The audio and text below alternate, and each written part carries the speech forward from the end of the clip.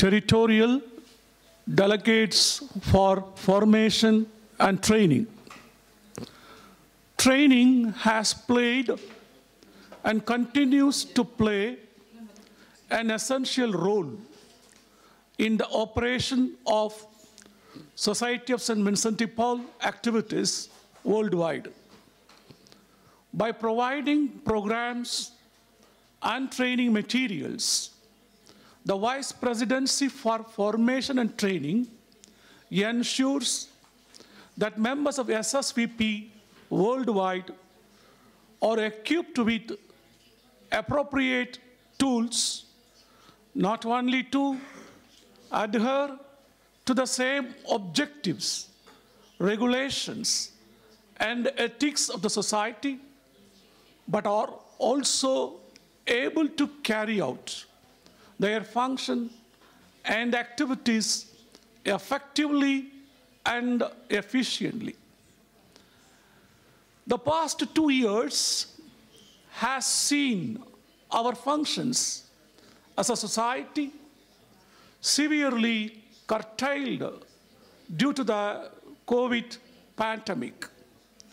However, with the grace of God, it would appear that the world is beginning to open up as we witness face mask mandates, social distancing rules, travel restrictions, and other COVID protocols being dropped in many countries across the world.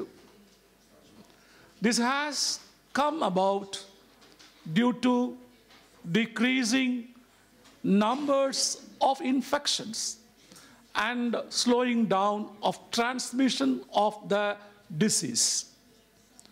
During the past 2 years, when COVID was at its peak, restrictions on movement and person-to-person contact curtailed our ability to fully carry out training programs. It's worthy to note that in some areas, training program by virtual means continued to be conducted whenever possible. These efforts are highly commendable, and we express our sincere appreciation to those training delegates who continue to carry the torch under very difficult circumstances and ensured that members were not entirely deprived of much needed training. In some areas and countries, things were much more difficult. This either due to lack of equipment, internet accessibility, etc. And regrettably, training needs were not satisfied on account of these hurdles. We also must thank those members who took advantage of the training offered in order to avail themselves of those enlightening interventions. My congratulations go to the training teams and members of the conferences for being proactive and for collectively ensuring that the training programs initiated by the Vice President for Formation and Training are implemented successfully, albeit under constrained circumstances. Now that we see the lifting of restrictions, it is necessary to take stock of what has been done and to know what needs to be done. We need now to see how we can fill up the gaps that resulted from COVID. We have a few months before the election of the next 17th International President General and the new regime takes office.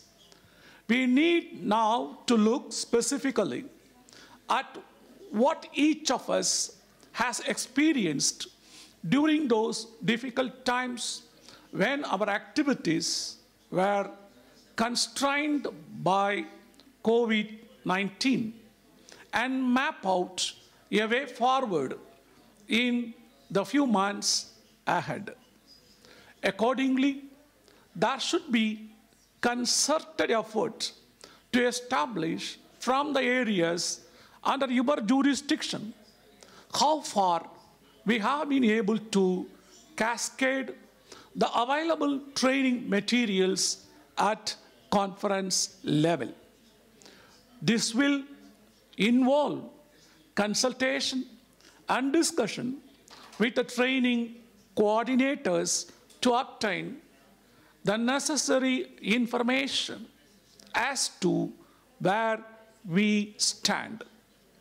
This will, no doubt, also entail on your part watchfulness and feedback to ensure that we cover as much ground as is possible before the next President General International takes office.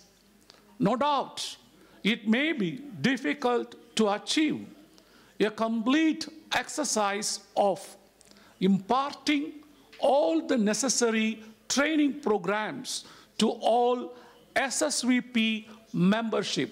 However, with concerted effort, good progress can and will be achieved.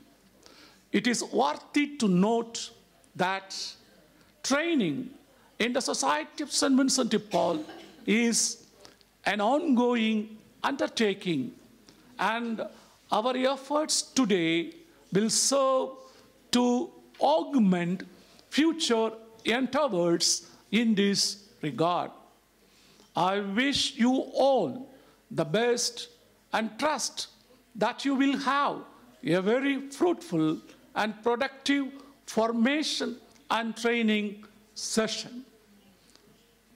Joseph Makwinja, First Vice President General, Deputy. Thank you.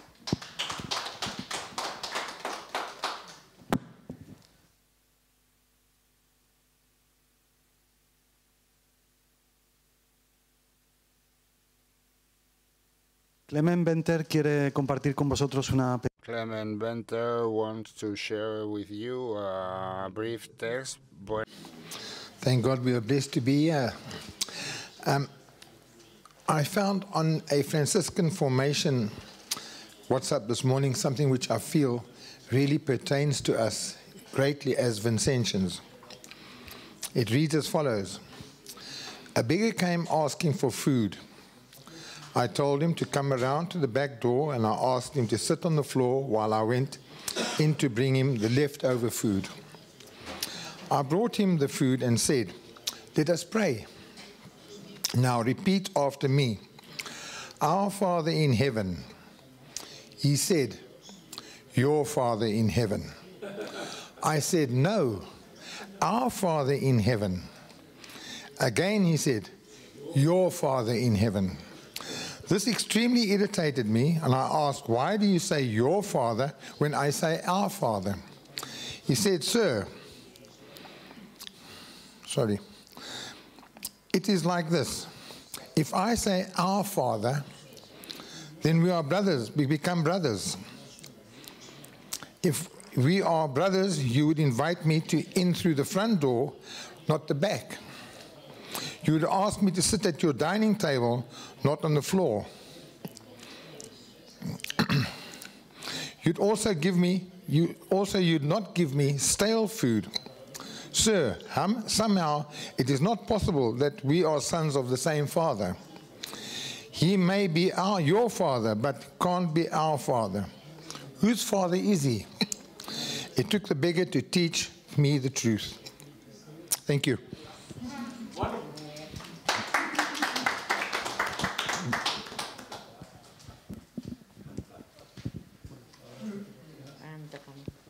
Bueno, es el turno de la ponencia de... Now it's time for the Maria Luisa Tellez presentation. Marisa for her close friends, brothers and sisters.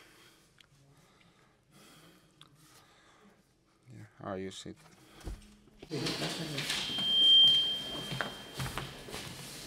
Bueno, buenos días. Well, good morning. I hope you have had a very well rest. I think you had a wonderful day, and tonight even better, if we got wishes.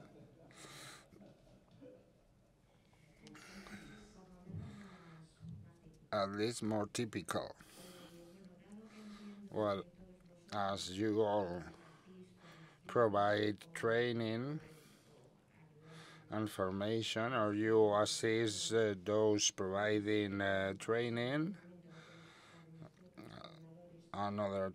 you train other trainers. I think it was necessary to gather in this PowerPoint some recommendations. I don't say advice, because it sounds awful for me.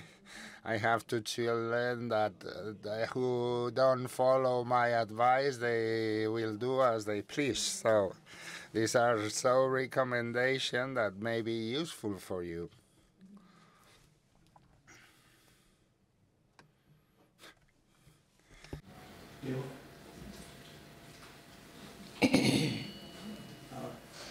Bueno, ahora por la primera parte.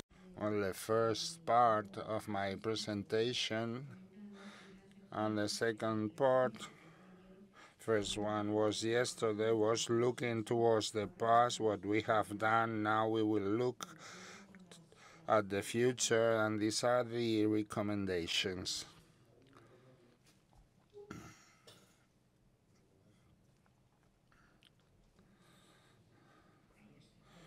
Here we have. This is the golden rule in communication. Sender, it's myself. The message is what I'm speaking about, and the receiver, all of you, all the audience. From my capacity to transmit well my message in communication, the blame is of the sender, the speaker. Never blame the receiver. We shouldn't say, did you understand me? That's, no, you say, instead of, did you understand me? Me he explicado. Did I express myself correctly or in a clear way? Well, the attitude of the sender, smile. First thing, we need to stand up and to draw and smile on the mirror. There was an article I read once saying that we need to paint our upwards smile because we will have wrinkles instead of having downward wrinkles due to the gravitation law. We need to lift up the smile so we will have upward wrinkles. Have a sense of humor. This is really important. We need to be careful because on one presentation I was speaking in any speech or with Vincentian people among us, we were speaking about marriage and couples. I had been more than 50 years married, and it was really I feel it like a very long period. Some of them laughed, but there was a guy who was a widow, and he took it very badly. I had a disgrace, yes, true. So, with sense of humor, you need to be careful. Another thing, look at everyone. Looking everyone to... There is someone who attracts our attention, their position, because we like him or her, pay more attention. No, we need to look at all the members of the audience to create a space for dialogue. and someone interrupt you, just give the floor or tell him, wait until I finish and I will answer to your question. Another important thing is the attention to the nonverbal language or communication. I provide training in Spain during many years. There was a course, communication. We dealt a lot about nonverbal language, the way our outfit, the way we move, the way we look is very important. And in fact, there are specific studies in nonverbal communication very much implemented for policymakers to see if they lie or they don't lie, and they lie a lot. At least here in Spain, message transmission must be, the message must be clear. We need to prepare, and we need to be very clear, concise. We need to prepare it and to know what we are talking about. Also brief. One brother said, Carla said, because we were speaking about that the other day, a brother from Asturias, that the homilies in the message must be like the miniskirts, short and showing a lot.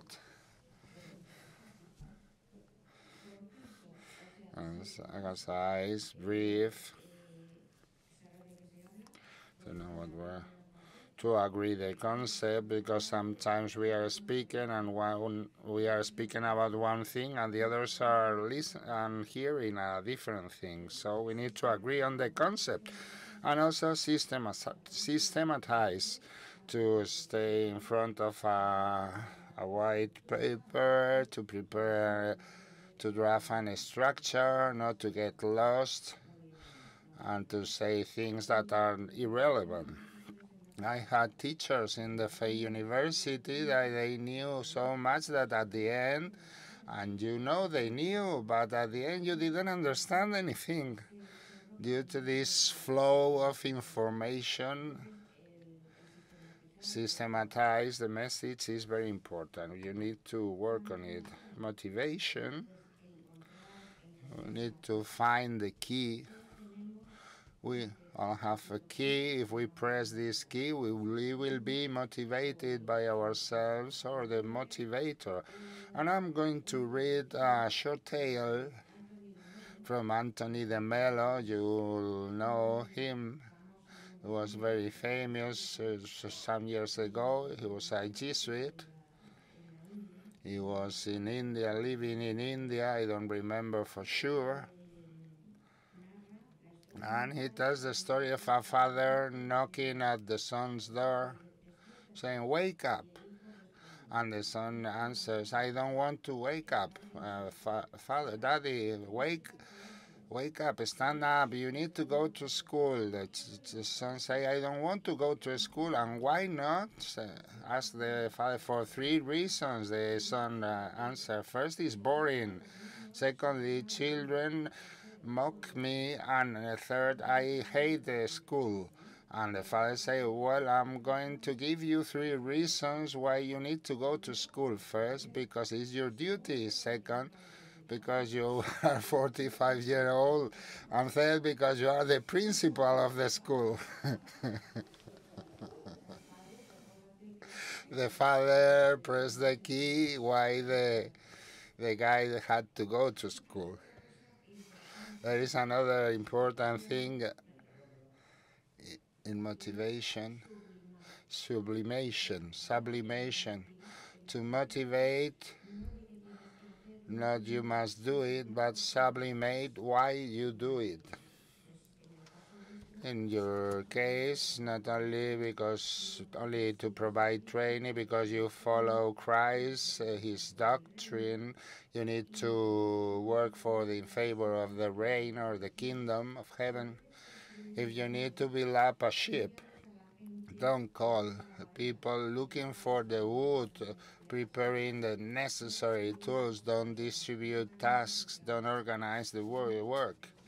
First, wake up the nostalgia of the sea and when this craving for the sea, men will start working to build up the ship. Sublimate the message, go beyond duty, obligation, as this guy did. This is really important, right? And to know how to listen would be a single course on this. How we should listen. First, forget about our ego, about ourselves while we listen. And homilies and must be brief and concise. We need to forget ourselves, our egos, but think about what the other person is telling us. Avoid noise. In communication, noise is everything interfering in the message. Now, Renato, the pen fell. It was a physical noise, but we may be speaking with some person and we will be thinking about our lunch. Housewives, of I need to pick up my children. Accept the complete message without interruptions. Let the others, even if they are heavy, listen to the others, letting them express themselves, adapt to a language that may be different from ours. And this is important when we visit the needy or the poor, don't have our culture. We speak a different language. We speak in different registers. Try to adapt this language, our language. Practice empathy. Empathy is sympathy towards another person. Perhaps to be in the place of the other, what they are telling us. When my tooth ache, it hurt me. I cannot transmit my pain, but I know what's happening. Even if I don't feel his pain, I know he is going through. For the good and for the bad, if you need to laugh with them, you just laugh.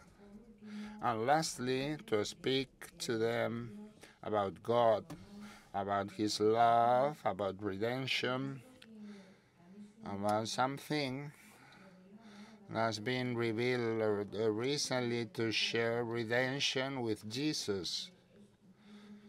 I think it's very rewarding. I have just read a book recommended by a Jesuit.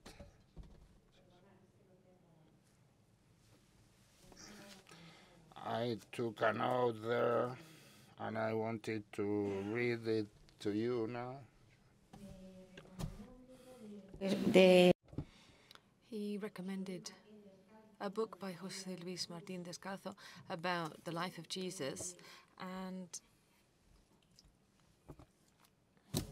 it says in the message of Jesus, and nor can we forget that Jesus, in his preachings, used a double measure when talking about the poor and needy. First of all, it was about freeing them from their problem and pain. Only after that came the need for conversion. Only when the conversion was expressed in works of love towards the other would it represent salvation for that home. But first of all, you understand the Maslow pyramid? Are you familiar with the Maslow pyramid? Well, I don't know if I'll be able to draw that. Are you familiar with it? First of all, we have the basic needs at the very bottom, at the base. You can't talk to somebody who is hungry or who has a child who is dying. You can't talk to them about sublimation and God unless you first solve the problem. And then you'll be able to talk about God with them.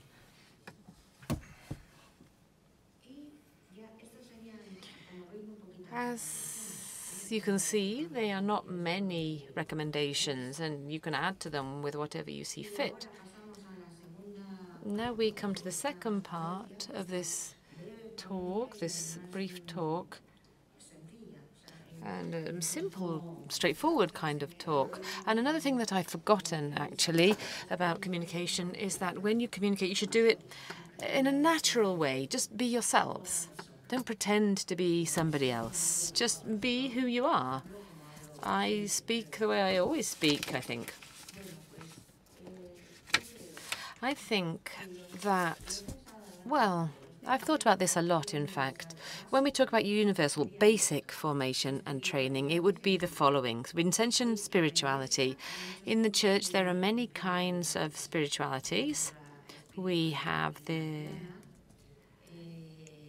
Ignatian spirituality, and we have Father Barkin, and I don't know whether, well, I mean, each person has a kind of spirituality, and they all converge in the message of Christ, but there are many kinds.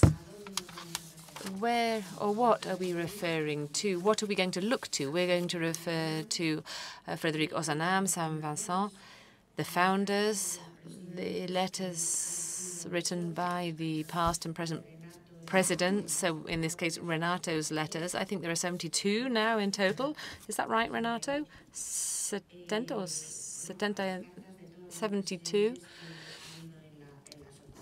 So, as I was saying, anyway, the letters written by the presidents of our society. I also recommend that Spaniards read the talks by Santiago Bananao,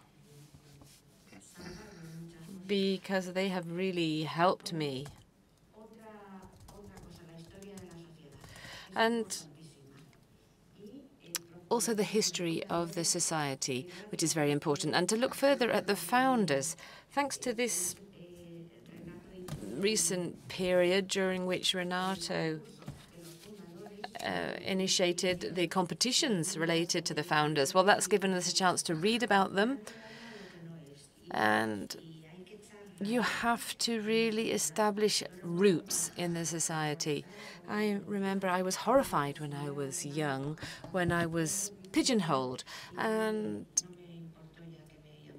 however, when I became a Vincentian, I didn't mind being called a Vincentian. Although, well, I don't really like calling people Vincentians. But when you love the society, when you love it above everything, as an entity in itself, as an institution beyond its members, as an institution that's going to help us to do good things and help us to grow in spiritual terms.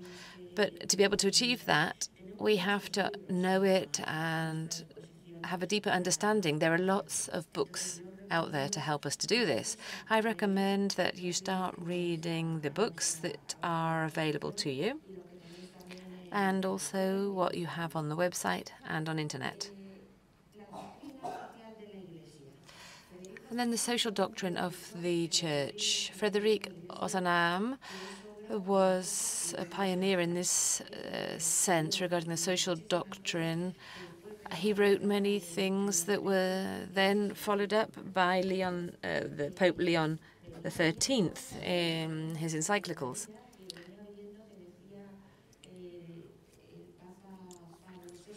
Pope Paul VI said that peace is the same as justice, and that's true. He talked about the causes of wars, and without justice, there's no peace. Without bread, there is no justice and no peace. The last point is how we treat the poor, the treatment given to the poor, which is very, very important. And for this reason, I decided to finish with this slide, because we are dealing with people who are in need. They are difficult people, sick people.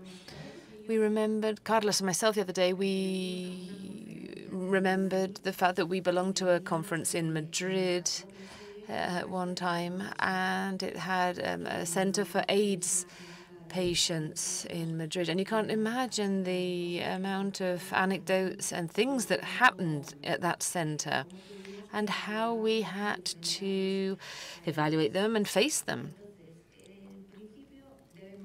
So first of all, we need to really value the person that we have in front of us, remembering that they are a child of God. They have the dignity of all human beings, and they deserve our respect, no matter what their condition is in terms of material poverty, the human poverty, or the spiritual poverty. Our duty is to value them, whether it's a man, a woman, an old person, a child, whatever race or ethnic group they belong to, whatever nationality, color, religion, because they are all children of God. Preocupándonos por mostrándoles afecto. But no, we have to show affection to all. Poor people can be unpleasant to deal with. The houses are a mess sometimes. They smell bad. They are dressed messily. Like I said, they smell unpleasant. But we have to talk to them. We have to behave with them. Oh, I'm getting dizzy. I think I must have moved my head. Do you want some water? Yes, please. Yesterday, when I sat there to look over at the screen and I had my neck twisted, I don't know, maybe it's because of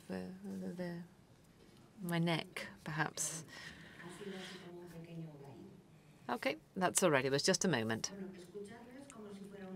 So we must listen to them as if they were friends, but we shouldn't say, "Ay, poor thing, what's the matter?" No, talk to them, directly, as if they were a friend, but without being false or saying anything to the effect of, "Well, it's your fault, you deserve it, or poor thing." No, we should let them speak. We should take interest in their problems. You should give them space for them to talk about their family, their problems, because sometimes we go along with the idea if we want to sort everything out, I'll talk, and we don't let the other person to talk or to have their own space. We have to be polite. What we need to do is to establish a relationship which is as symmetric as possible, although this is sometimes impossible. We have to try to achieve perfect symmetry. I'm here, you're there, and we have to try to get closer and closer to each other's position. Always being polite and kind. We shouldn't swear. Swear words. Here I'm referring to in polite words. We have, I think in Spanish we have the word coño, and they use that as a way to refer to us in Spain, to us Spaniards. In Latin America they call us that. We shouldn't blaspheme, and we have to try to help them to discover their potential. And everybody can be motivated. We all have potential. If we learn to listen and allow others to express themselves, we can develop that potential. This is really important, and we need to work on that in order for them to feel worthy, and also in order for us to be able to guide them better, suggesting what they should do, perhaps for them. No doubt, amongst the needy, there are artists and people with potential. We need to find each person's potential and help them. And we should always make sure that if we make criticism, it's constructive criticism. We don't want to attack them. They shouldn't be attacked or diminished by us. We have to value them. If somebody is wearing dirty clothes the first time you go to see them and the second time you go to see them, but you insist on hygiene, maybe the third or fourth day you visit, you'll see that they have washed themselves and they're dressing differently. You should say, hey, look, great, I see the difference. I've seen what you've done and you look much better. Instead of pointing out their faults, you should highlight their virtues. So that was my little talk. I don't know whether it's, well, helped to clarify anything. I don't think so. I think you no doubt know everything that I've talked about already, but I just wanted to talk about it in a kind of systematic way with some initial recommendations, just to help you when it comes to facing cases with the trainers